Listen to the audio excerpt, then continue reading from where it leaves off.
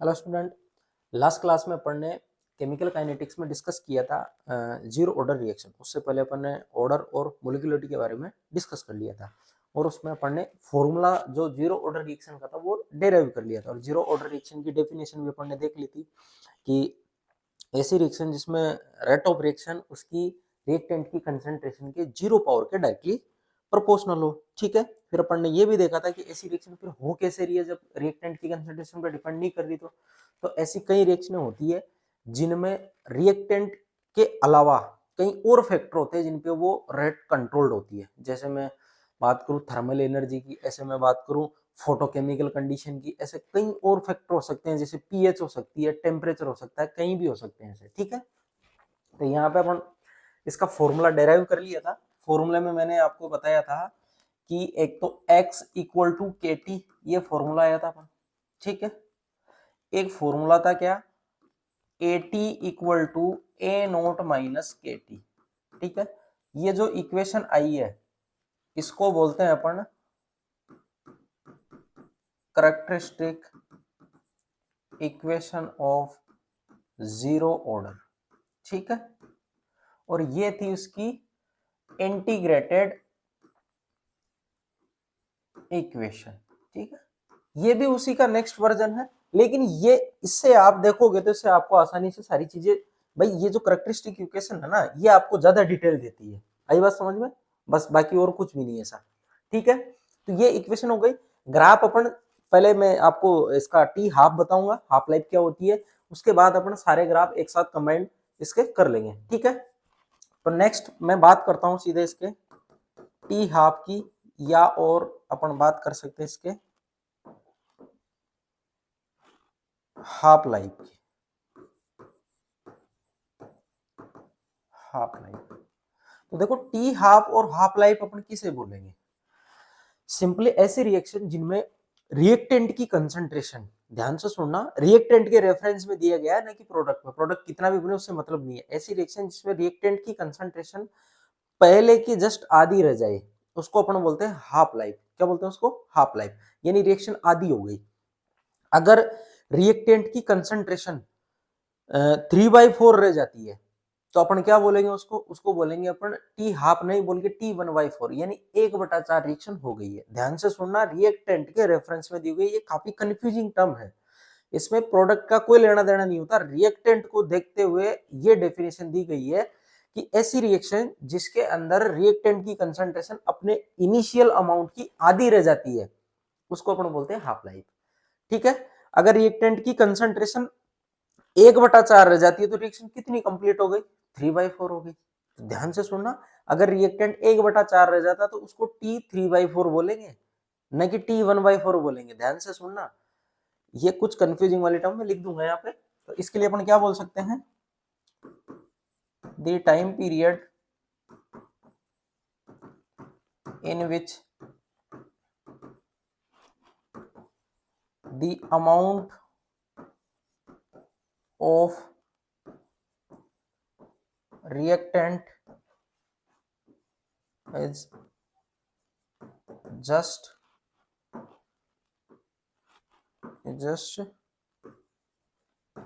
half of initial is known as T half। उसे क्या बोलेंगे अपन, T हाफ बोलेंगे। ठीक है, यानी ऐसा टाइम पीरियड जिसके अंदर जो रिएक्टेंट का अमाउंट रहता है वो उसका जस्ट हाफ हो जाए, A/2 हो जाए, उसको क्या बोलेंगे अपन, T हाफ बोलेंगे। तो एक बार आप इसको नोट डाउन करिए, फिर बात करते हैं नेक्स्ट। देखो इधर ये हो गया टी हाफ। तो टी हाफ पे क्या देखेंगे अपन कि इनिशियली जो अमाउंट है वो जस्ट कितना रह जाएगा, A0/2। भाई इनिशियल कंसंट्रेशन A0 मान रहे, A0/2, इसको बोलेंगे अपन टी हाफ। ध्यान से सुनना, अगर इनिशियल अमाउंट अपने अमाउंट का कितना रह जाता है, 3/4। ध्यान से सुनना, इनिशियल अमाउंट अपना जो है वो 3A0/4 हो जाता है, यानी 75% रिएक्शन ऐसी केस, मतलब 75% अमाउंट ऐसा कैसा पड़ा है, कितना गया है, 25%। तो इसको बोलेंगे अपन T 25%। या मैं बोलूं 1/4। ध्यान से सुनना, ये इंपॉर्टेंट बात है। आप ऐसा करने लग जाओ कि 3/4 बचा है तो ये T 3/4 हो जाएगा, नहीं भाई, T 3/4 का मतलब होता है कि रिएक्शन 75% कंप्लीट हो गई। ये रिएक्शन कंप्लीशन को दिखाता है। T हाफ मतलब आधी हो गई। T अगर आप देखोगे 3/4 मतलब रिएक्शन कितनी हो गई, 75% हो गई। तो 75% हो जाएगी तो रिएक्टेंट कितना बचेगा, 1/4 बचेगा। सिंपल सी बात है तो, ठीक है। तो ऐसे मैं लिख सकता हूं कि A नोट, अगर ये इनिशियल अमाउंट A0/4 रह जाता है, A0/4 रह गया तो कितना गया, 3/4, तो क्या होगा वो T 3/4। इसका मतलब होता है 50% कंप्लीशन,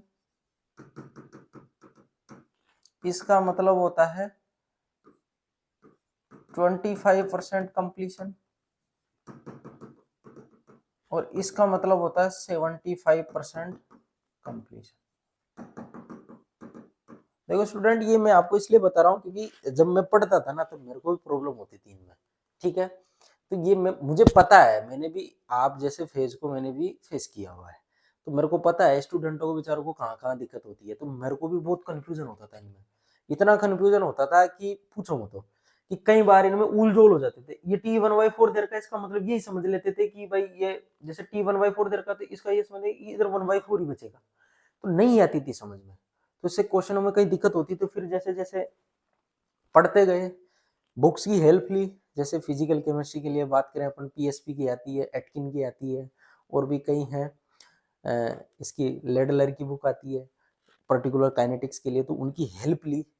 उसके बाद अच्छी खासी अप्रोच हुई है कि हाँ ये रियल में एक्चुअल में ऐसे होती है चीजें। और फिर मेन जो आपका रामबाण है वो एनसीईआरटी में देखो, उसमें काफी अच्छी चीजें लिखी हुई है। तो ये आप ध्यान रखना, हमें भी होती थी प्रॉब्लम, इसलिए मैं आपको ये बता रहा हूँ। बाकी आप डायरेक्ट भी मैं बता सकता था आपको कि आप ही होता है, ये चीज आप एक बार नोट डाउन कर लीजिए, फिर मैं आपको फॉर्मूले पे लेके चलता हूँ। देखो नेक्स्ट में सीधे फॉर्मूले पे बात करता हूँ।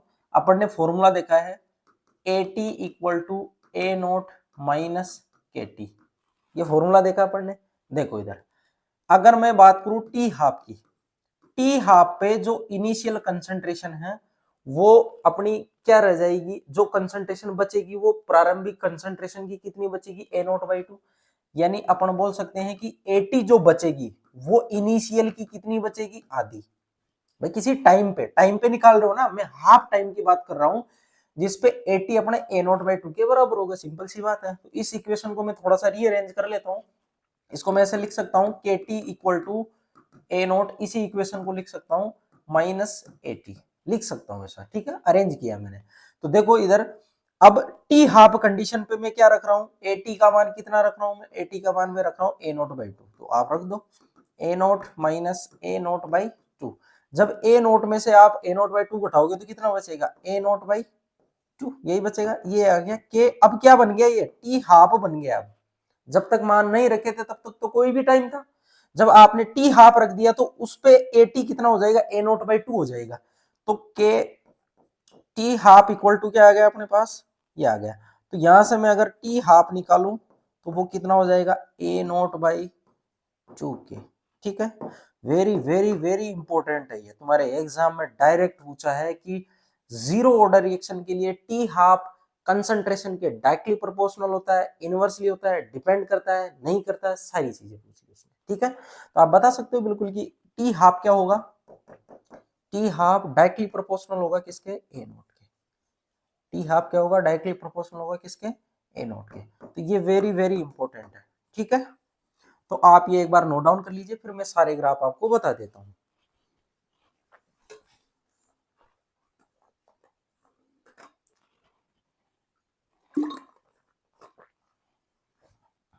देखो इधर ग्राफ की बात करें अपन, ग्राफ, तो ग्राफ अपन वहां से उठाते हैं डायरेक्टली, ठीक है। सबसे पहला ग्राफ अपन ने देखा था या इक्वेशन देखी थी dx/dt इक्वल टू के ए की पावर 0।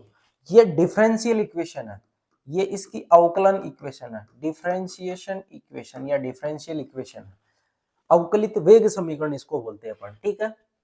अगर मैं इसको रेट ऑफ रिएक्शन बोलता हूं, रेट ऑफ रिएक्शन, तो आप इसका अगर ग्राफ प्लॉट करोगे तो इधर मैंने लिया है टाइम और इधर मैंने लिया है dx अपॉन dt। ठीक है, रेट ऑफ रिएक्शन, या आप ऐसे भी बोल सकते हो कंसंट्रेशन के मिड में इसका ग्राफ खींच सकते हो। तो मैं कंसंट्रेशन ले लेता हूं, ज्यादा बेटर रहेगा। कंसंट्रेशन ले लो, क्योंकि कंसंट्रेशन के साथ इसका आपके ग्राफ पूछा हुआ है। तो ध्यान से देखना, रेट ऑफ रिएक्शन कंसंट्रेशन पे डिपेंड ही नहीं कर रही। जब कंसंट्रेशन पे डिपेंड नहीं कर रही तो कोई से भी कंसंट्रेशन का अमाउंट ले लो, उस पे हर जगह पे आपको रेट ऑफ रिएक्शन इक्वल दिखाई देगी। और इक्वल किस तरीके से दिखाई देगी वो आप देख सकते हो।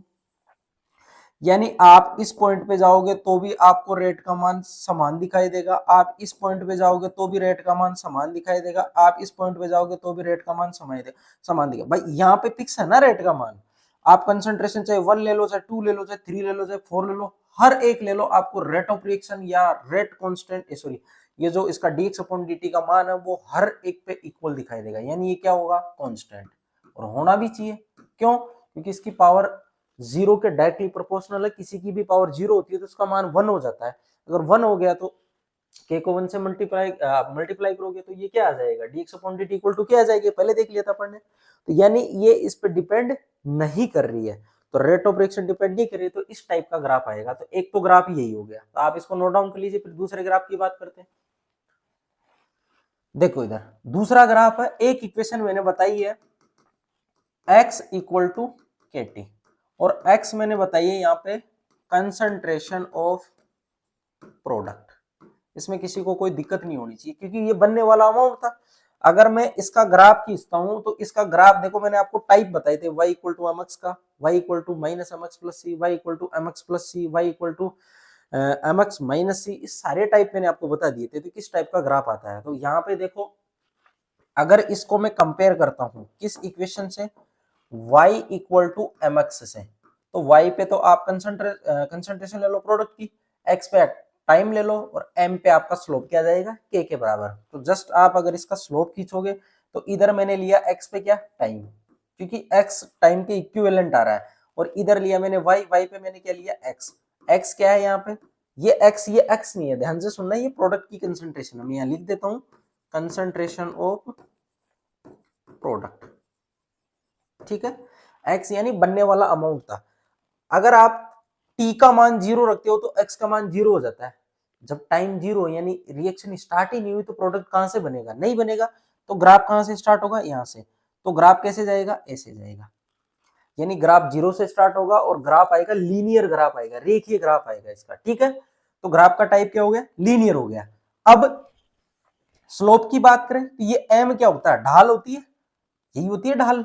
और ढाल कैसे निकालते हो आप, टेन थीटा से। टेन थीटा क्या होता है, लंब बटे आधार, तो निकाल सकते हो आप। तो इस ग्राफ की जो ढाल होगी, ठीक है, ये ढाल थीटा कैसे निकालोगे, टेन थीटा इक्वल टू लंब बटे आधार। ठीक है, लंब बटे आधार।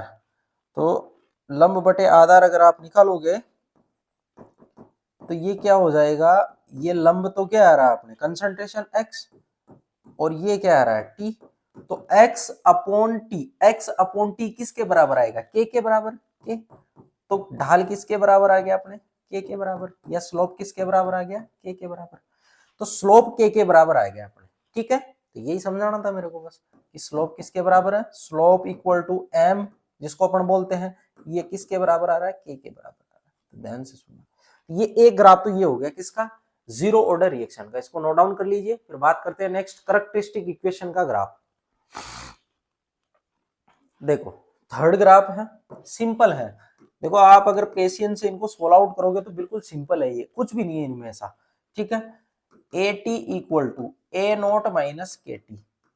ठीक है, कैरेक्टरिस्टिक इक्वेशन है, मैंने आपको लिखवा दी है भाई। इससे डाटा ज्यादा प्रिडिक्ट होते हैं, इसलिए इसको कैरेक्टरिस्टिक इक्वेशन बोलते हैं। अब आप थोड़ा एज्यूम करो y equal to C minus M X. भाई ए नोट तो क्या है, कांस्टेंट है। ए नोट, भाई ए नोट जो इनिशियल अमाउंट है वो आपने लिया, वो तो फिक्स है। चेंज किस में होना, टाइम के साथ एटी में होना। ठीक है, तो ए नोट ये कांस्टेंट एक सी के बराबर आ जाएगा, इंटरसेप्ट के बराबर। एम ये के बराबर, और टी एक्स पे आप ले रहे हो उसको। ठीक है, तो अगर आप इसका ग्राफ प्लॉट करोगे तो देखो y पे मैंने क्या लिया है, ये 80 मैंने लिया है। ठीक है, और इधर मैंने क्या लिया है, ये मैंने t लिया है। अब आप अगर इसका ग्राफ प्लॉट करोगे तो देखो टी अगर 0 रखते हो तो एटी ए नोट के बराबर आता है, तो ए नोट यहाँ कहीं होगा, यही होगा। तो ग्राफ नेगेटिव स्लोप के साथ आएगा, देखो एम का मान नेगेटिव है तो नेगेटिव स्लोप कैसे आएगा, ऐसे। और आना भी चाहिए, जब आप इस बेस से देखोगे तो टेन थीटा 90 से ज्यादा दिखाई देगा आपको, 90 से ज्यादा दिखाई दे रहा है, बिल्कुल दिखाई दे रहा है, ये बेस है, बेस से एंगल खोलो आप, 90 से ज्यादा दिखाई दे रहा है, तो ये नेगेटिव में मान आएगा, ठीक है। तो स्लोप किसके बराबर होगा, अब मैं डायरेक्ट लिख रहा हूं, स्लोप होगा माइनस एम या होगा माइनस के बराबर, किसके बराबर होगा, माइनस के बराबर स्लोप होगा। देखो नेगेटिव में है तो नेगेटिव में लिखना है आपको, और ये वाली जो टर्म होगी ये सी किसके बराबर आ रहा है, ए नोट के बराबर आ रहा है। वेरी वेरी इंपॉर्टेंट है, डायरेक्ट यहां से आपको वो पूछता है, ठीक है, डायरेक्ट ग्राफ पूछता है यहां से, तो ऐसा ग्राफ आपको आना चाहिए। तो ये एक बार इक्वेशन नोट डाउन कर लीजिए, फिर बात करते हैं अपन नेक्स्ट टी हाफ और कंसंट्रेशन की।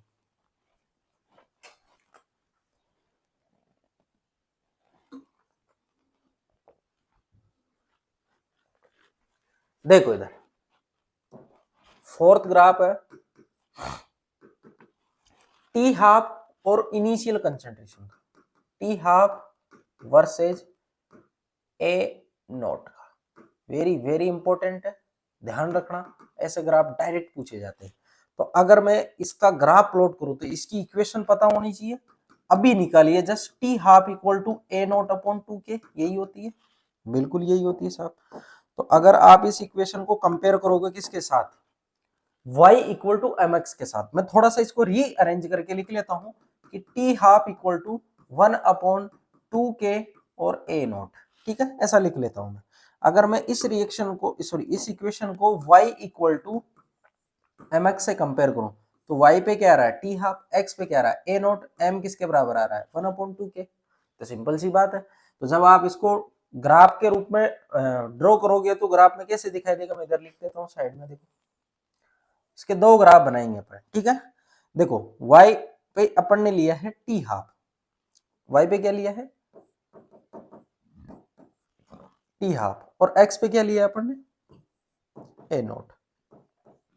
अगर आप ऐसा लेते हो तो ये m किसके बराबर आ रहा है, स्लोप जिसको बोलते हैं 1/2k के बराबर। ग्राफ कहां से स्टार्ट होगा, जब आप ए नोट का मान 0 रखते हो तो टी हाफ क्या हो जाएगा, 0 हो जाएगा। ग्राफ कहां से स्टार्ट होगा, 0 पॉइंट से स्टार्ट होगा, कहां से स्टार्ट होगा, यहां से। तो ये जो स्लोप आएगी, इसकी स्लोप पॉजिटिव में आएगी, क्योंकि इस बेस से ये 90 से कम ही है, 90 से कम ही है तो पॉजिटिव में आना है, 90 से ज्यादा होता तो नेगेटिव में आना था। स्लोप किसके बराबर होगा, स्लोप बराबर होगा 1/2k के बराबर होगा। वेरी वेरी इंपॉर्टेंट है, डायरेक्ट पूछा हुआ है ऐसा कि स्लोप किसके बराबर होगा। एक तो ये ग्राफ हो गया। अगर मैं टी हाफ को उधर ले लेता हूँ, ए नोट को इधर ले लेता हूँ, ध्यान से सुनना, अगर मैं थोड़ा उल्टा पुल्टा कर देता हूँ तो ये ग्राफ का स्लोप भी चेंज हो जाएगा। ऐसे ही वो आपको कंफ्यूज करता है, बावड़ा बनाता है, वो उल्टे सीधे कर देता है इनको, एक्स पे उसको ले लेगा, वाई पे उसको ले लेगा, ऐसे कर लेता है वो। तो मैं इस इक्वेशन को थोड़ा सा रीअरेंज कर लेता हूँ। देखो इधर ए नोट इक्वल टू मैं लिख सकता हूँ 2k टी हाफ, यही होगा। जब ये होगा तो आपको पता है बखूबी कि ये y equal to M X के बराबर आ रहा है, ये y के बराबर है, ये m के बराबर, ये x के बराबर। जब ऐसा अगर आप ग्राफ प्लॉट करते हो इनके मिड में, ये इधर मैंने a नोट लिया है और इधर मैंने ये t हाफ लिया है। जब आप ग्राफ x का मान यहाँ पे 0 रखते हुए प्लॉट करोगे तो a नोट का मान 0 आएगा, तो कहां से स्टार्ट होगा, यहाँ से स्टार्ट होगा, सेम सिमिलर ग्राफ आएगा, बस स्लोप है वो चेंज हो जाएगा। अब स्लोप 2k के बराबर आएगा, किसके बराबर, 2k। तो एक बार आप ध्यान से देख लेना कि x पे क्या लिया है, y पे क्या लिया है, गोटा मार के चले जाओगे, 1/2 के स्लोप के बराबर होता है। और उस भाई साहब ने इधर डाटा चेंज कर दिया, ए नोट को इधर ले लिया, टी आपको इधर ले लिया, तो आपके सारे उल्टे पुल्टे हो जाएंगे, आपको पता ही नहीं रहेगा कि क्या किया इसने। तो आप बेसिक फंडामेंटल से चलिए, मैंने आपको सारे ग्राफ बताए हैं, आप इन चीजों को उसको फॉलो करवाते हुए चलिए, आपके कोई से भी आप कुछ भी बना सकते हो इनसे, कोई से भी, चाहे वो दुनिया का कितने भी टाइप के क्वेश्चन बना ले, आपको अगर बेसिक मालूम है तो आप उनको फोड़ दोगे, सारे क्वेश्चन कर लोगे आप, ठीक है। तो ये ग्राफ आप एक बार नोट डाउन कर लीजिए, फिर बात करते हैं इसके कुछ और features.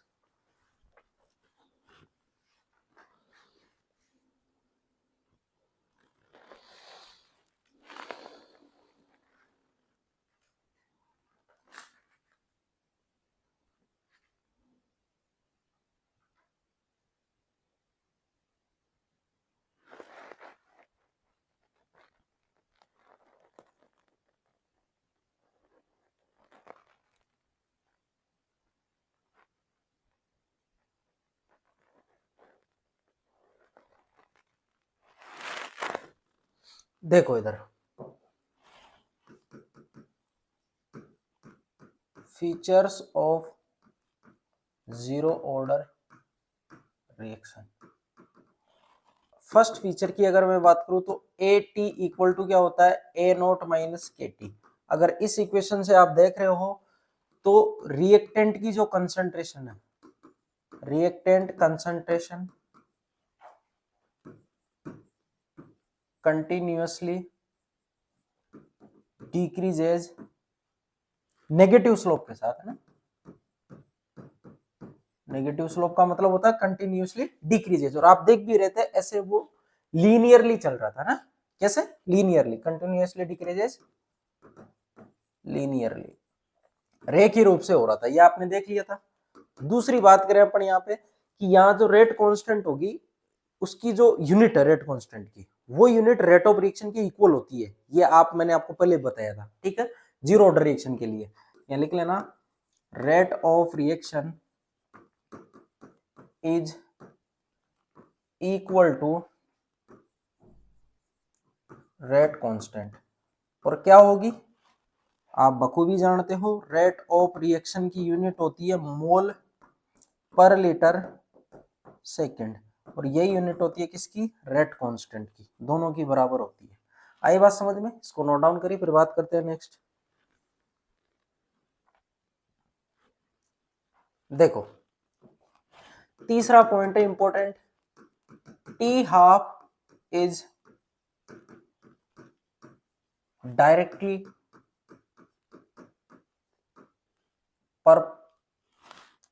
proportional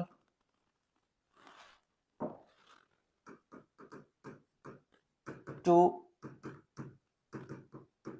initial concentration of reactant।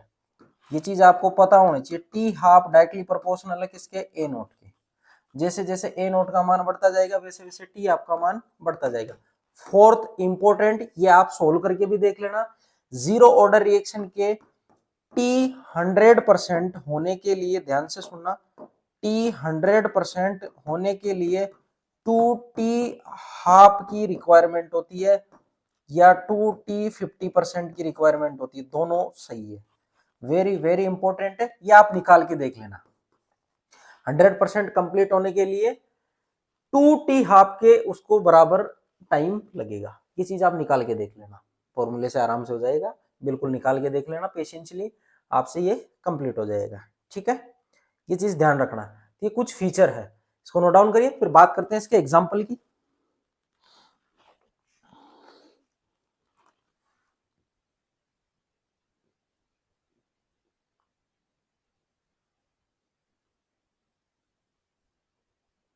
देखो एग्जाम्पल इंपॉर्टेंट है, ये एग्जाम्पल डायरेक्ट पूछे जाते हैं।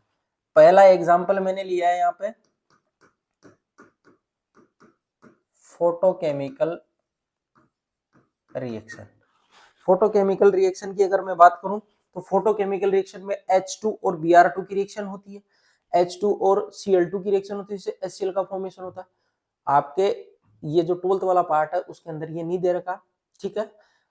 आपके 12th वाले पार्ट में या आपके जो सिलेबस के अंदर है इसने फोटोकेमिकल वाली रिएक्शन कंसिडर नहीं कर रखी, हो सकता है वो पीजी वाले पार्ट में कर रखा हो, अगर उसमें होगा तो मैं वहां पे उसको करवा दूंगा। अभी जो 12th वाला एनसीईआरटी वाला पार्ट है उसमें इसने कंसिडर नहीं कर रखी। तो ध्यान रखना, फोटोकेमिकल जो रिएक्शन है उसकी अगर मैं बात करूं तो H2 प्लस Cl2, ये H न्यू की कंडीशन में होगी, क्या बनाएगी, HCl, ठीक है। इस रिएक्शन में रेट ऑफ रिएक्शन जो होगी, रेट ऑफ रिएक्शन वो डायरेक्टली प्रोपोर्शनल है किसके, आई एब्जॉर्प्शन के। और ये क्या है, ये इंटेंसिटी ऑफ लाइट है, ये क्या है, इंटेंसिटी ऑफ लाइट। इसीलिए तो जीरो ऑर्डर रिएक्शन बोलते हैं इसको, कि इनकी कंसंट्रेशन पे डिपेंड ही नहीं करती, भाई साहब तो इस पे डिपेंड कर रहा है एच पे, ठीक है। तो एक तो फोटोकेमिकल रिएक्शन हो गई, दूसरा किसी भी मेटेलिक सरफेस पे आप किसी गैसीय सब्सटेंस का डीकंपोजिशन करवा रहे हो तो वो भी इसी कैटेगरी में आएगा, क्योंकि मेटेलिक सब्सटेंस पे ही डिपेंड करेगा वो। आई बात समझ में? ऐसे डीकंपोजिशन तो बिना मेटल के करवा के दिखाओ, देखो हो जाए तो नहीं हो, क्योंकि उसकी सरफेस वो उसको प्रोवाइड करवाया, तो उसकी जो एक्टिविटी होगी उस पर डिपेंड करेगा। तो ऐसा आप लिख सकते हो, decomposition of gases on metallic surface। तो ये एग्जांपल हो गया। देखो अमोनिया का आप प्लेटिनम की सरफेस पे क्या करवा रहे हो, उसका डीकंपोजिशन करवा रहे हो, तो क्या बनेगा H2 प्लस N2, बैलेंस कर लेना इसको। अगर आप HI का किसी मेटेलिक सरफेस पे या प्लेटिनम ही ले लो आप, इस पे अगर आप इसका डीकंपोजिशन करवा रहे हो तो H2 प्लस I2 बनेगा। तो डीकंपोजिशन रिएक्शन किसकी कैटेगरी में आएगी, जीरो ऑर्डर रिएक्शन की कैटेगरी में आएगी। आप इसको नोट डाउन कर लीजिए। ये एग्जांपल है किसके, जीरो ऑर्डर रिएक्शन के। ठीक है, अब बात करते हैं अपन फर्स्ट ऑर्डर रिएक्शन की।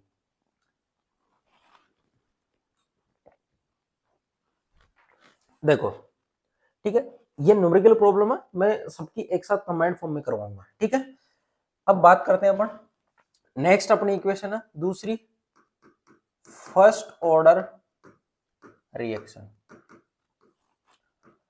तो फर्स्ट ऑर्डर रिएक्शन की स्टूडेंट अगर अपन बात करें इसकी डेफिनेशन की, तो डेफिनेशन आप बखूबी जानते हो कि रेट ऑफ रिएक्शन, अभिक्रिया की जो दर होगी वो रिएक्टेंट की कंसंट्रेशन के फर्स्ट पावर के डायरेक्टली प्रोपोर्शनल होती है। ठीक है, इसमें लिख देता हूं मैं, the rate of reaction is directly proportional to the first power of reactant concentration is known as first order reaction। उसे क्या बोलेंगे अपन, फर्स्ट ऑर्डर रिएक्शन बोलेंगे। अब सिंपल एक इमेजिनरी रिएक्शन की अपन यहाँ पे देख सकते हैं कि रिएक्टेंट से क्या बन रहा है, प्रोडक्ट बन रहा है। तो अगर मैं t इक्वल टू 0 टाइम पे बात करूं तो इसकी जो कंसंट्रेशन होगी वो a नोट के बराबर होगी। r नोट भी आप मान सकते हो, जैसा आप मान सकते हो। ठीक है ना, वो कई बार इनको ये जो इनके सिंबल होते हैं उनको चेंज कर देता है, तो आप उसके अकॉर्डिंग देख लेना। इनिशियल t इक्वल टू 0 पे ये a नोट रहेगा, ये 0 बनेगा। आई बात समझ में।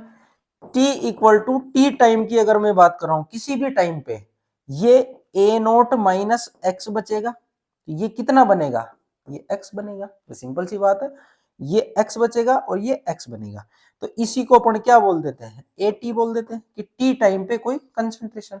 आई बात समझ में। एक बार आप इसको नोट डाउन करिए, फिर अपन रेट ऑफ रिएक्शन निकालते हैं, प्रोडक्ट के रेफरेंस में निकालेंगे, क्योंकि मैंने बोला था आप नेगेटिव साइन को अवॉइड करते हुए चलिए, इजी पड़ेगा आपका कैलकुलेशन वाला पार्ट। तो देखो अगर मैं यहाँ पे बात करूं किसकी, रेट ऑफ रिएक्शन की, तो उसको मैं लिखूंगा dx अपॉन dt की फॉर्म में। ठीक है, dx अपॉन dt की फॉर्म में, याद रखना। और उसी को आप a नोट माइनस एक्स की फॉर्म में भी आप लिख सकते हो। t टाइम पे कंसंट्रेशन जो भी रहेगी ये डायरेक्टली प्रोपोर्शनल है किसके,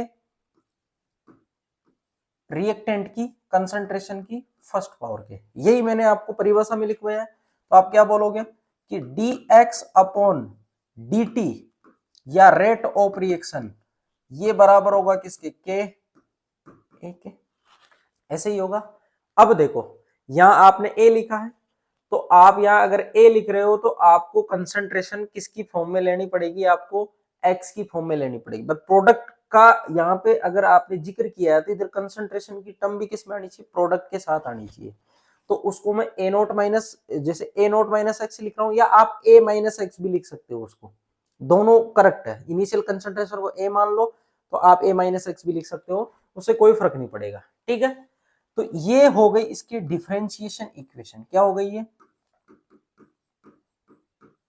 differential equation.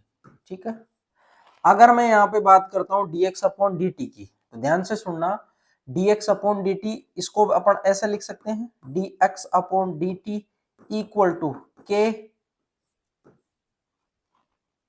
a minus X. भाई आप a माइनस स्मॉल a ले लो, कैपिटल A ले लो, इसको a नोट ले लो, आप मतलब इनिशियल कंसंट्रेशन को किसी से भी आप दिखा सकते हो। 80 टाइम पे कंसंट्रेशन मैंने a माइनस एक्स मान लिया, भाई इनिशियल आपने a मानी है, या a नोट माइनस एक्स मान सकते हो, किसी में कोई दिक्कत नहीं है, आप कैसे भी मान सकते हो उसको, ठीक है। तो यहाँ पे अपन बोल सकते हैं कि इसकी कंसंट्रेशन a माइनस एक्स मान लो, चाहे आप अगर कैपिटल ले रहे हो तो कैपिटल से मान लो, कोई दिक्कत नहीं रहेगी, ठीक है। a माइनस एक्स, ये 80 टाइम पे कंसंट्रेशन अपन को चाहिए होती है। अगर मैं यहाँ पे इसको ऐसे लिखूं D X upon D T को उधर ले जाऊं, इसको मैं ऐसे लिखूं a minus X equal to क्या हो जाएगा के डी टी, यही होगा। मैंने इसको इधर इसलिए लिखा है क्योंकि x वाली टर्म एक साइड होगी, t वाली टर्म को एक साइड, भाई ऐसा ही तो होता है ना, सिमिलर टर्म होगी उसको एक साइड लेके उसका डिफरेंशिएशन कर दो और दूसरी वाली टर्म उसको उधर ले जाके उसका इंटीग्रेशन कर दो। भाई अपन को यहाँ पे चेंज निकाला है थोड़े से पार्ट के लिए, अब कंप्लीट रिएक्शन के लिए चाहिए तो उसके लिए इंटीग्रेशन करना पड़ेगा। छोटे पार्ट के लिए डिफरेंशिएशन करते हैं, तो बड़े पार्ट के लिए कंप्लीट होल सिस्टम के लिए इंटीग्रेशन करते हैं। तो अब मैं क्या करूंगा, इसका इंटीग्रेशन करूंगा, ठीक है। इसका अगर मैं इंटीग्रेशन करता हूं तो ध्यान से सुनना, जब भी आप इसका इंटीग्रेशन करोगे तो इसके लिए मैंने फॉर्मूला बताया dx upon a minus x, याद करो इसका फॉर्मूला होता है minus ln a minus X, ऐसा मैंने फॉर्मूला आपको बताया था, वो याद रहना चाहिए। मैं डायरेक्ट लिख रहा हूं, बिना लिमिट के सोल्व कर रहे हैं तो इंटीग्रेशन कांस्टेंट आएगा। जब आप इसको यहाँ पे देखोगे तो ये आएगा minus ln a minus x, ठीक है। और ये हो जाएगा क्या, ये हो जाएगा के टी प्लस सी, ये आएगा। और ऐसा क्यों आया, मैंने आपको बताया था डी एक्स अपॉन ए माइनस एक्स का जब भी आप करोगे तो इसका minus ln a minus x आएगा इंटीग्रेशन, ठीक है। तो ये आपको ध्यान में रखना है। अब इसको कैसे डिफाइन करें, इसको डिफाइन कैसे करें, आप इसको कैपिटल कर लेना, अगर कैपिटल लिख रहे हो तो स्मॉल भी लिख सकते हो, देखो उसमें कोई दिक्कत नहीं है, कैसे भी लिख सकते हो आप। ln a minus X equal to K T plus C. अब c को डिफाइन करने के लिए क्या करेंगे, c को डिफाइन करना आपको t बराबर 0 पे। जब आप t बराबर 0 रखते हो तो उस कंडीशन पे ध्यान से सुनना, t बराबर 0 पे आपकी जो इनिशियल कंसंट्रेशन होगी वो a नोट के बराबर होगी। भाई t बराबर 0 पे x तो क्या रहेगा, 0 रहेगा। जब x 0 है तो ये किसके बराबर आएगा, x ही 0 हो गया तो ये किसके बराबर आएगा, ये बराबर आएगा x, अगर आपने यहाँ पे 0 पुट किया तो ये माइनस ln a नोट के बराबर, क्योंकि जो x 0 हो गया तो a किसके बराबर हो जाएगा, फिर a नोट के बराबर हो जाएगा। आई बात समझ में, जो कंसंट्रेशन बचेगी वो क्या बचेगी, a नोट के बराबर ही बचेगी। यहाँ a माइनस एक्स लिख रहे हैं अपन, a माइनस एक्स का मतलब 80 टाइम पे कंसंट्रेशन, आप ऐसा भी लिख सकते हो उसको, आप इसको ऐसा भी लिख सकते हो, a माइनस एक्स को 80 भी लिख सकते हो, ठीक है। तो माइनस ln a नोट बच जाएगा, आप खुद रख के देख लेना। तो c किसके बराबर आएगा, माइनस ln a नोट के। तो इसको आप एक बार नोट डाउन करिए, फिर मैं आपको नेक्स्ट स्लाइड पे समझाता हूँ इसको।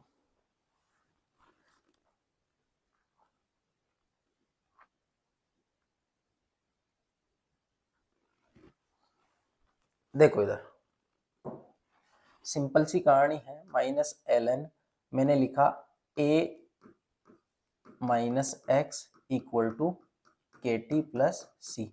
जब मैंने t बराबर 0 रखा तो उस कंडीशन पे c मेरा बराबर आया किसके, माइनस ln a, और a क्या हो गया, अब a नोट हो गया। ध्यान से सुनना, a या आप a भी लिख लो, उससे कोई फर्क नहीं पड़ता, क्योंकि a को आप अगर इनिशियल कंसंट्रेशन या a ही मान रहे हो तो a भी लिख लो आप, उससे भी कोई फर्क नहीं पड़ता, इक्वल है दोनों, सिमिलर है, कोई फर्क नहीं पड़ता, ठीक है। माइनस ln a के बराबर आ जाएगा, आप a नोट मान लो, देखो यहाँ a नोट मानते हो तो यहाँ a नोट आ जाएगा, यहाँ a मानते हो तो यहाँ a आ जाएगा, बस इतना सा है, लिखने का फर्क है और कुछ भी नहीं है, क्योंकि हर बुक में अलग तरीके से वो लिख रखा है, आप जैसा मानते हुए चलोगे वैसा आपको ये मिल जाएगा, ठीक है। अब यहाँ मैं लिख देता हूँ, c किसके बराबर आया, ln a minus X equal to K T minus ln a। अब मैं इस माइनस ln a को इधर लाऊंगा तो ये प्लस में हो जाएगा, ये प्लस में हो जाएगा, तो इसको ऐसे लिख सकता हूँ K T equal to ln a minus ln a minus X. अब आपको बखूबी पता है कि ln हो चाहे log हो, a माइनस बी को कैसे लिखते हो, ln a अपॉन बी। तो ये a हो गया, ये b हो गया, तो इसको लिख दे ln a upon a minus X, ऐसा लिख सकते हैं। ये के टी के इक्वल आ गया, किसके इक्वल आया, के टी के इक्वल। यहां तक लिख सकते हो आराम से। अब ध्यान से सुनना, ln की जो वैल्यू होती है वो मैंने आपको बताई थी 2.303 log a, सॉरी ln का ही लिखा है ना, तो ln ही लिख लो। ये ln की वैल्यू कितनी होती है 2.303 log होती है। तो यहां मैं लिख सकता हूं इसको, तो आप लिख लो K T equal to 2.303 log a upon a minus X, या इसको लिख सकते हो 2.303 log a अपॉन 80, या आप लिखना चाहो इसको ऐसे भी ए नॉट अपॉन 80 तो भी सही है, दोनों सही है, दोनों करेक्ट है, ठीक है। बस ए को, अरे आपको तो कुछ नहीं करना, ये तो डेजिग्नेशन आपको पता है, ऊपर की साइड कंसंट्रेशन क्या है, इनिशियल कंसंट्रेशन, आप उसको ए से डिनोट करो, ए नोट से करो, मतलब तो वही रहेगा ना इनिशियल कंसंट्रेशन का। तो ये फॉर्मूला याद रखना, वेरी वेरी इंपॉर्टेंट है, तुम्हारे एग्जाम में डायरेक्ट यहाँ से रिलेटेड क्वेश्चन में, यहाँ से मतलब न्यूमेरिकल पूछता हो इनसे रिलेटेड, तो एक बार इसको आप नोट डाउन कर लीजिए, फिर मैं कुछ और इसके डिफरेंट टाइप की फॉर्म बनाता हूँ।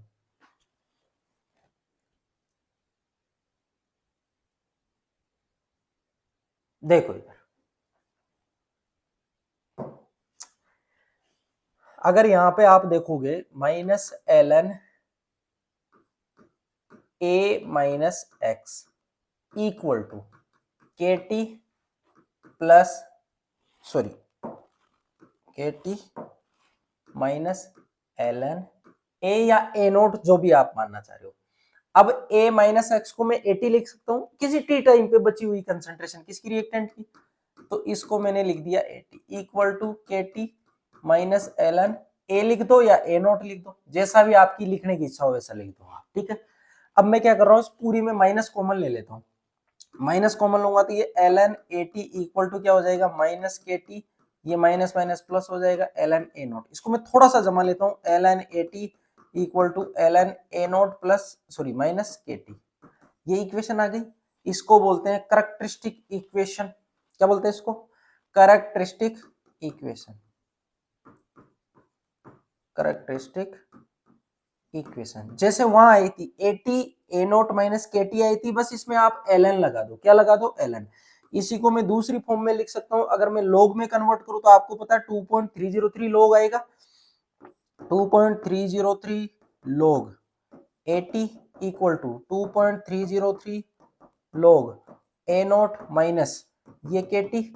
अब आपको पता है 2.303 तो मैं इधर सब में भाग दे दूं तो ये कट जाएगा, इधर बचा रह जाएगा, तो यहां मैं ऐसे लिख सकता हूं log 80 equal to log a naught minus K T upon 2.303, ये बच जाएगा। तो ये आपको एक तो फॉर्मूला ये ध्यान में रखना है, ये ठीक है, कैरेक्टरिस्टिक इक्वेशन का एक ये, ठीक है। और मैंने आपको कुछ इधर बताए हैं ये वाले फॉर्मूले, ये भी आपके काम में आएंगे। तो ये सारे फॉर्मूले हैं, और ये इधर वाले ध्यान से सुनना, देखो गोटा मत मारना, मैंने भी नहीं मार रखा गोटे, आपको पढ़ा रहा हूँ तो ये बिल्कुल मतलब सारी चीजें क्लियर करते हुए पढ़ा रहा हूँ, ऐसे आप खुद भी समझ सकते हो, इतनी सारी चीजें गोटा नहीं मारी जा सकती है ना, गोटा नहीं मारना है, आपको पेशियंसली चलना है। और मैं आपको एक थोड़ा सा हिंट दे देता हूँ, आगे मैं आपको बताऊंगा भी सही, फर्स्ट ऑर्डर रिएक्शन कभी नहीं होती, फर्स्ट ऑर्डर रिएक्शन कभी पूरी नहीं होती, इसीलिए छोटे छोटे स्टेपों में होती है, इसीलिए लोग की वैल्यू साथ में लेनी पड़ी अपन को, लोग की वैल्यू छोटे छोटे टर्म को आपको ऐड करते हुए दिखाएगी। याद रखना, एकमात्र यही इक्वेशन है, आप zero order, first order, second order तीनों पढ़ेंगे अपन, लोग सिर्फ इसी के साथ आया है, तो ये रिएक्शन कभी कंप्लीट नहीं होती है, लोगरिथम की वैल्यू इसके साथ आती है, याद रखना। बाकी फॉर्मूले सिमिलर टाइप से चलते हैं इनके, दोनों में कोई ज्यादा फर्क नहीं है। आप देखोगे इसकी कैरेक्टरिस्टिक इक्वेशन में, देखो आप कैरेक्टरिस्टिक इक्वेशन कहाँ है इसकी, देखो इसमें, देखो ln आया है ना, log आ गया, 80 a naught minus K T तो मैंने आपको पहले पढ़ाया था, लेकिन इसमें ln एक्स्ट्रा टर्म लग गई, वो इसलिए लगी है ना कि ये कभी कंप्लीट ही नहीं होती, ये चीज ध्यान रखना। तो एक बार आप इसको नोट डाउन कर लीजिए, फिर बात करते हैं अपन नेक्स्ट। देखो यहां तक आपने इसको कर लिया सॉल्व, ठीक है। अब मैं यहां से इस इक्वेशन की कैरेक्टरिस्टिक जो इसकी इक्वेशन है, इसकी हेल्प से एक एक इक्वेशन और बनती है इसकी, जिसको विल हेलमी इक्वेशन बोलते हैं, वो मैं यहाँ पे एक और बनाऊंगा, क्योंकि डायरेक्ट कई बार वो पूछ लेता है क्वेश्चन। और इस फर्स्ट ऑर्डर रिएक्शन आपके और जगह भी काम में आएगी, रेडियो एक्टिविटी वाली जो आपकी यूनिट है उसमें भी काम में आनी है, क्योंकि रेडियो एक्टिव जो रिएक्शन होती है वो फर्स्ट ऑर्डर काइनेटिक्स को फॉलो करती है, तो वहां पे भी इसकी विल-हेल्मी इक्वेशन की रिक्वायरमेंट होती है। तो अगर मैं यहाँ से देखूं ln at equal to ln a naught minus kt, इस ln at को मैं इधर ले आऊं, सॉरी ln a नॉट को इधर ले आऊं तो ये किस में हो जाएगा, माइनस ln a नॉट, यही होगा, equal to minus kt। log a और b की फॉर्म में आ गया ये, तो at अपॉन a नॉट ऐसे लिख सकता हूँ, माइनस kt। देखो ln को मैं अगर उस साइड ले जाता हूं तो e की पावर में चला जाता है, ये ध्यान रखना, ये थोड़ी बहुत मैथमेटिक्स है। ln को मैं अगर उधर ले जाऊं तो ये 80 अपॉन a नॉट e की पावर माइनस ये kt बन जाएगा। तो इसको थोड़ा और अरेंज कर दूं तो 80 equal to a naught e की पावर माइनस kt। तो इस इक्वेशन को बोलते हैं अपन विल-हेल्मिक इक्वेशन, इसको बोलते हैं विल-हेल्मिक इक्वेशन। डायरेक्ट पूछी हुई है आपके एग्जाम में, ध्यान रखना, at equal to a naught e की पावर माइनस kt। दूसरी फॉर्म में भी ये पूछ सकता है, कंसंट्रेशन को ct equal to c naught e की पावर माइनस kt से भी पूछ सकता है, और rt equal to r naught e की पावर माइनस kt की फॉर्म में पूछ सकता है, और इसी को न्यूक्लियर केमिस्ट्री के अंदर वो nt equal to n naught e की पावर माइनस kt की फॉर्म में पूछा हुआ है। तो किसी से भी पूछे, अपन को नहीं है मतलब कोई भी, आप ध्यान रखना टर्म कुछ भी हो सकती है, अपन को तो मेन एक्चुअल इक्वेशन ध्यान में होनी चाहिए। ठीक है, एक बार इसको आप नोट डाउन कर लीजिए, फिर बात करते हैं इसके टी हाफ की।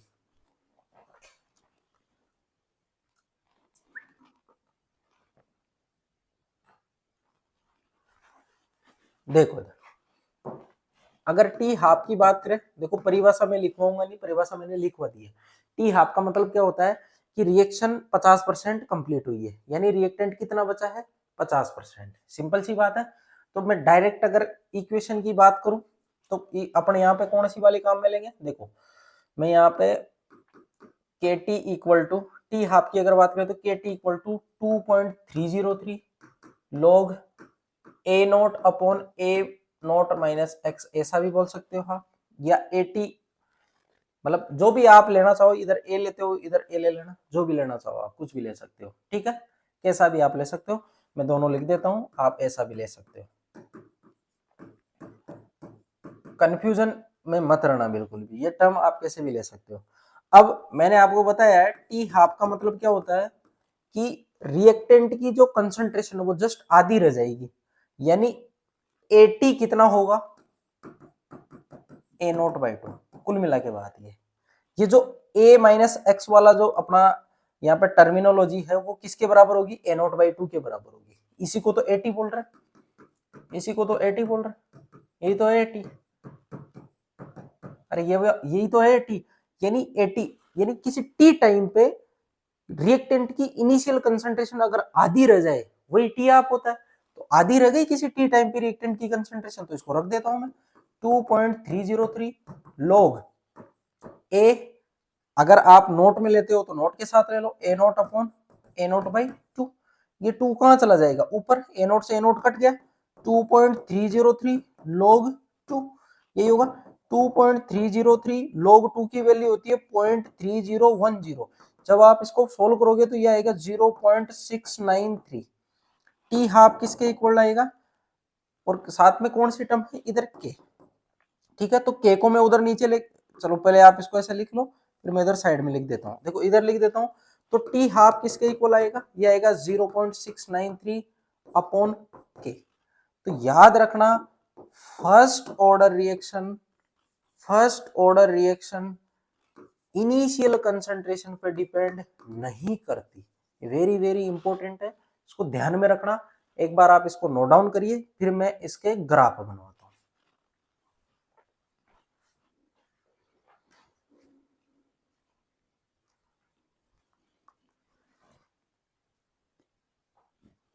देखो सबसे पहले बात करते हैं अपन ग्राफ की, और ग्राफ में वन बाय वन करके चलेंगे अपन। ठीक है, सबसे पहले अपने डिफरेंशिएशन इक्वेशन वाले ग्राफ यहाँ पे देखने, तो रेट ऑफ रिएक्शन dx अपॉन dt, अगर मैं इसकी बात करूं तो ये क्या था, k a की पावर 1, तो इसको मैं बोल सकता हूँ y equal to mx type का, बिल्कुल बोल सकते हैं, इसमें कोई दिक्कत नहीं होनी चाहिए। y पे क्या ले रहे हो आप, रेट ऑफ रिएक्शन, अगर y पे रेट ऑफ रिएक्शन ले रहे हो और इधर आप क्या ले रहे हो, a ले रहे हो, इधर आपने ली रेट ऑफ रिएक्शन या इसी को आपने ली dx अपॉन dt, दोनों की फॉर्म में आप कैसे भी इसको ले सकते हो।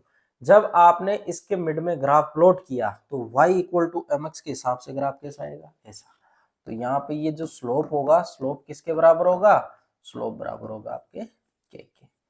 याद रखना इस तरीके से, अगर वो रेट ऑफ रिएक्शन इधर ले ले, a इधर ले ले, तो यही 1 अपॉन k बन जाएगा। अब आप इसको सोल्व आउट कर लेना, ठीक है, इसको नोट डाउन करिए, फिर बात करते हैं नेक्स्ट।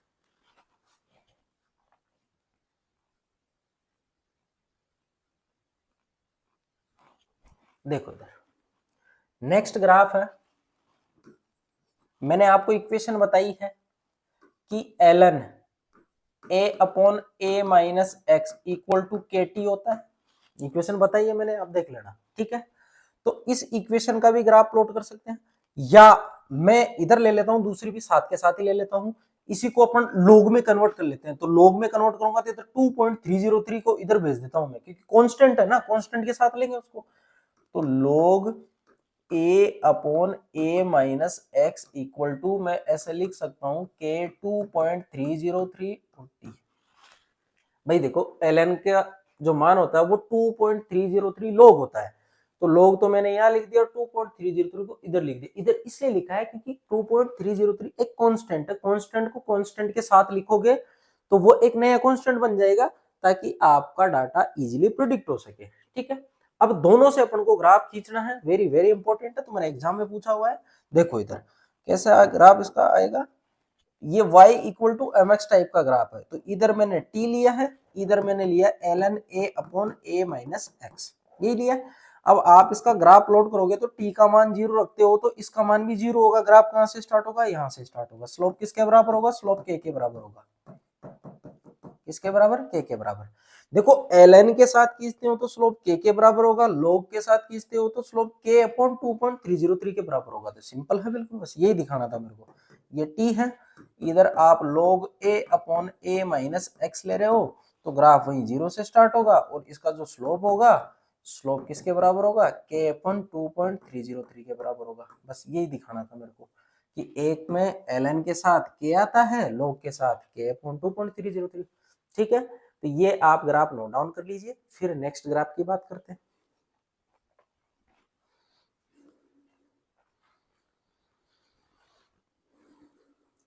देखो इधर कैरेक्टरिस्टिक इक्वेशन बताइए मैंने, कैरेक्टरिस्टिक इक्वेशन के दो ग्राफ, जैसे मैंने यहाँ ln और उसके साथ बनाया, ऐसे यहाँ पे बनाने, ln at equal to ln a naught minus kt, और दूसरी equation log at equal to log a naught minus kt upon 2.303।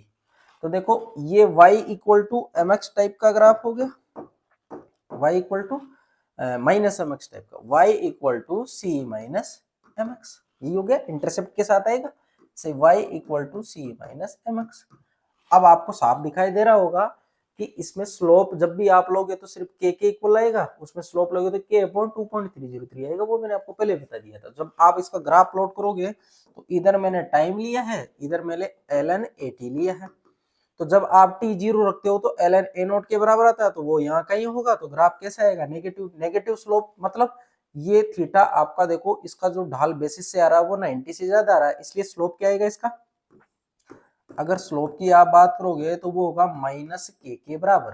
किसके बराबर होगा, माइनस के, नेगेटिव स्लोप के साथ। जब उसका आप ग्राफ प्लॉट करते हो तो ग्राफ कैसा आएगा, ये t लिया इधर और इधर लिया अपन ने log at, ठीक है। तो log at जब t 0 रखते हो तो log a नॉट यहाँ कहीं होगा, ग्राफ कैसा आएगा, ऐसा, स्लोप वही नेगेटिव, लेकिन लेकिन लेकिन लेकिन स्लोप क्या आएगा, माइनस k अपॉन 2.303, ये ध्यान रखना। यहाँ पे स्लोप किसके बराबर होगा, k अपॉन 2.303 के। तो ये दोनों ग्राफ वेरी वेरी इंपॉर्टेंट है, डायरेक्ट पूछे जाते हैं, इसको नोट डाउन कर लीजिए। फिर बात करते हैं टी हाफ और इनिशियल कंसंट्रेशन का ग्राफ।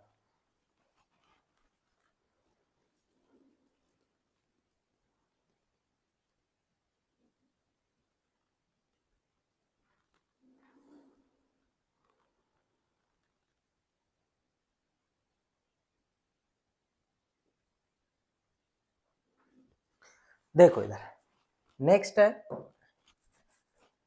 ये वेरी वेरी इंपॉर्टेंट है ये भी, ठीक है ना। T half versus initial concentration A naught या ए मान रहे हो आप, तो देखो टी हाफ अगर आप ग्राफ प्लॉट करोगे किसके मिड में, इनिशियल कंसंट्रेशन के साथ, ए नोट के साथ, तो आपको बखूबी पता है कि टी हाफ 0.693 अपॉन के इसके बराबर होता है, यानी T half do not depend on concentration of initial या इनिशियल कंसंट्रेशन ऑफ रिएक्टेंट। यहां लिख देता हूं, T half does not depend on, T half does not depend on initial concentration of reactant. जब डिपेंड ही नहीं करेगा तो ग्राफ हर concentration पे इक्वल आएगा, ठीक है, ये टेढ़ा नहीं है, ये इक्वल ही है, ठीक है ना, ये क्या है, इक्वल है, ये कंसंट्रेशन इक्वल है, ठीक है। कोई से भी टाइम पे ले लो आप, आपको ये क्या दिखाई देगा, ये कांस्टेंट दिखाई देगा, ये डिपेंड ही नहीं करता उस पर। तो ये थे आपके सारे के सारे ग्राफ, आप इसको नोट डाउन कर लीजिए। फिर कुछ फीचर देखते हैं।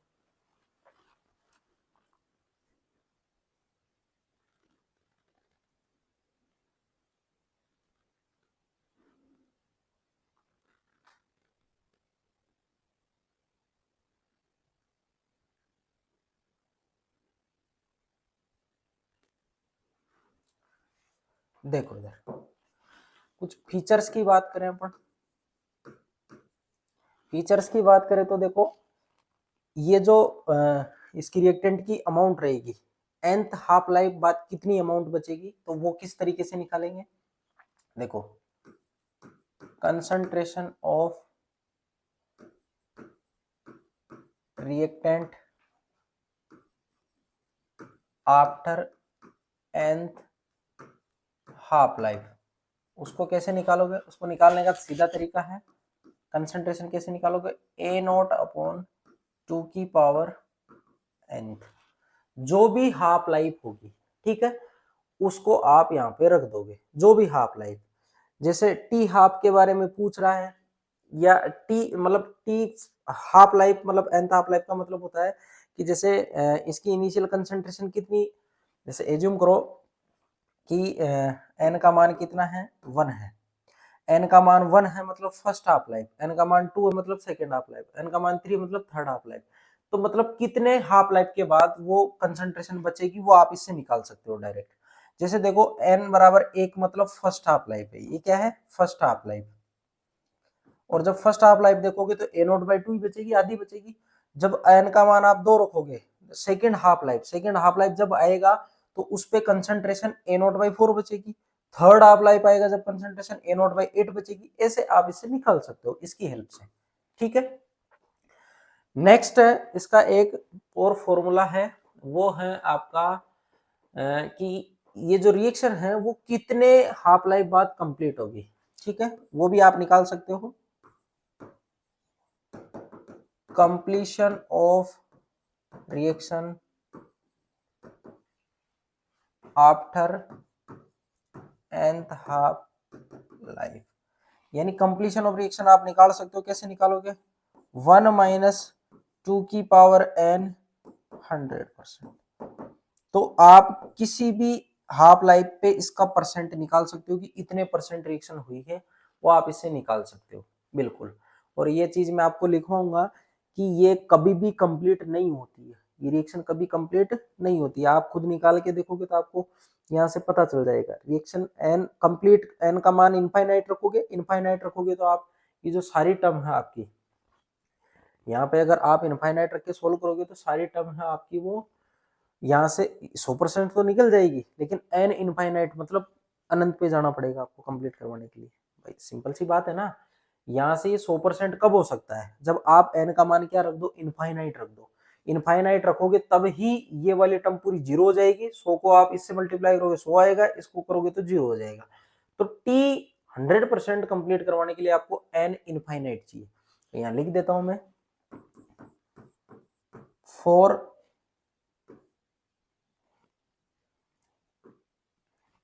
100% कंप्लीशन, है ना, फॉर 100% कंप्लीशन, इसके लिए आपको टी जो हाफ चाहिए वो इनफाइनाइट चाहिए, या मैं बोल सकता हूँ इनफाइनाइट टाइम चाहिए। इनफाइनाइट टाइम चाहिए, क्या चाहिए, इनफाइनाइट टाइम।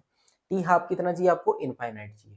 तो ये कुछ पॉइंट है। एक और पॉइंट है, वो भी आप लगे हाथ लिख लो। वो क्या है, देखो वो है, वैसे मैंने लिखवा दिया कि टी हाफ जो है, कि टी हाफ जो है वो ए नोट पे डिपेंड नहीं करता है, डज नॉट डिपेंड।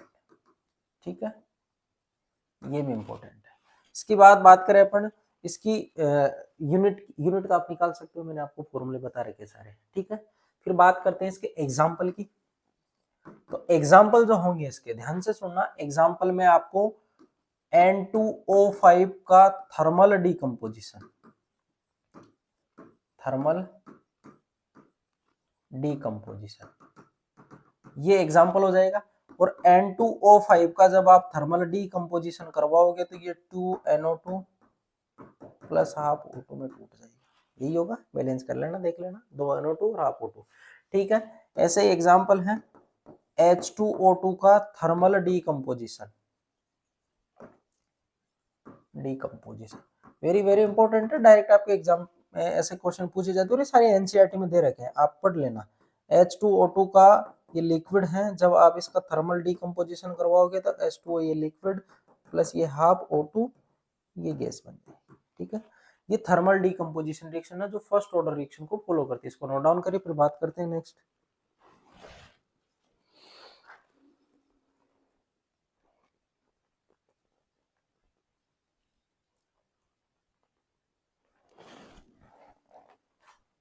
देखो नेक्स्ट है हाइड्रोलाइसिस ऑफ एस्टर इन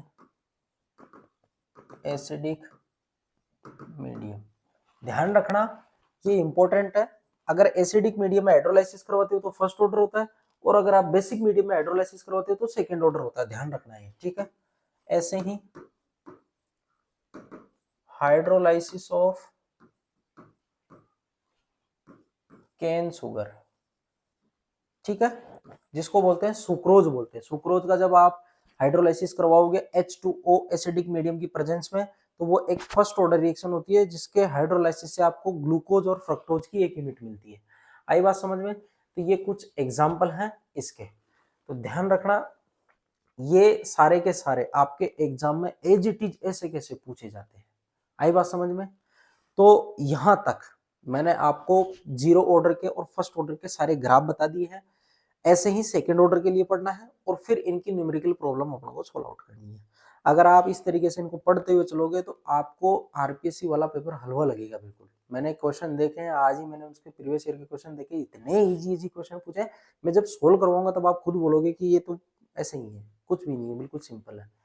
तो आज के लिए इतना ही। नेक्स्ट क्लास में पढ़ेंगे सेकंड ऑर्डर रिएक्शन के फॉर्मूले वगैरह, उसके ग्राफ, और फिर एक क्लास में पूरे क्वेश्चन सोल्व करेंगे। ठीक है, तो आज के लिए इतना ही, बाकी करते हैं अपन नेक्स्ट क्लास में।